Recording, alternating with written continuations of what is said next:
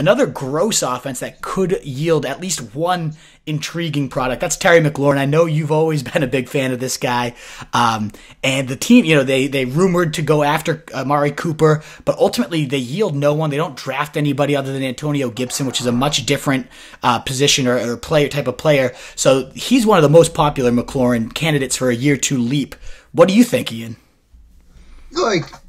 Yeah, it's going to be a leap, I think, if he can get 16 games, but yeah, he already left pretty much. I mean, this guy was awesome last year. He just had a top 10 season among any rookie wide receiver we've had in the last decade, just in terms of yards per target. And it's like people look back at the season and go, oh, well, he was a world beater with Case Keenum under center, but he couldn't quite be that good when Dwayne Haskins came in. Like, first of all, the fact anyone is that good with Case Keenum under center should be viewed as a massive positive. Absolutely. And two, okay, it was rough in the kind of that middle portion of the season for a week or two, but Haskins and McLaurin figured it out at the end. I mean, last 3 games, McLaurin went 4 catches, 57 yards, touchdown. 5 catches, 130 yards, touchdown. 7 catches, 86 yards, no touchdown. I mean, he was performing as a legit wide receiver 1, just like we saw him do with Case Keenum at the end of the season. And look, he finished the year as like the PPR 28 or 20 wide receiver 28, 29 total, and he was a little better with Keenum, obviously over Haskins. But even with Haskins, he was in that wide receiver 30 range,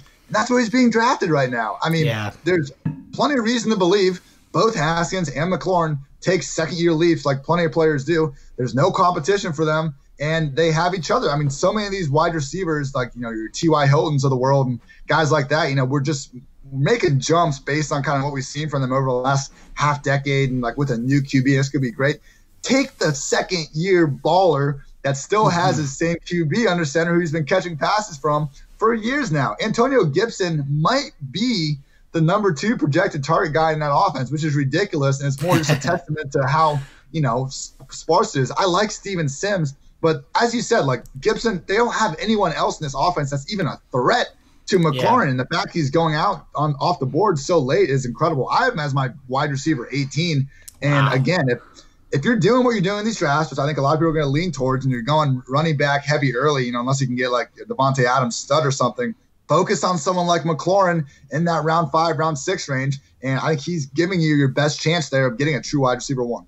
Absolutely. I think the key, as you mentioned, is what if Haskins also takes a leap? Because even if he doesn't, we've seen him get it done. But what if he does take another step forward, as a lot of these offseason reports are suggesting he's really working it and putting in that serious work that seemed to be lacking for a good amount of last year. So he's already a baller, and he could only be that much better. Where do you kind of stack him up in that sophomore class? Is so exciting for redraft, for Dynasty.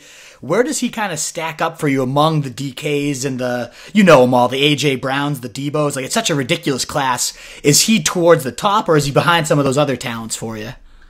I think in terms of pure wide receiver talent, I might only put him behind A.J. Brown. The problem is DK Metcalf comes with Russell Wilson, and then obviously, we're getting the Shanahan scheme over there with Debo. So they're all just incredible, man. Like, seriously, I mentioned before, McLaurin was in that top 10 kind of target, like rookie wide receivers and yards per target group. Well, A.J. Brown's there. DK Metcalf barely on the outside looking in. Debo Samuel's there. I mean, all 4 of these second-year guys, like, we're kind of, I think, nitpicking them. It's almost like maybe McLaurin, because he might be 4th out of that group, is on the outside looking in. But we just got to accept all 4 of these guys are awesome. Yeah, they really are ridiculous. It's tough to kind of sift through them. What is up, you Fantasy Wolf? Thanks so much for tuning in. If you haven't already, share your thoughts in the comments, check out some more videos, and join the newest Wolfpack by subscribing below.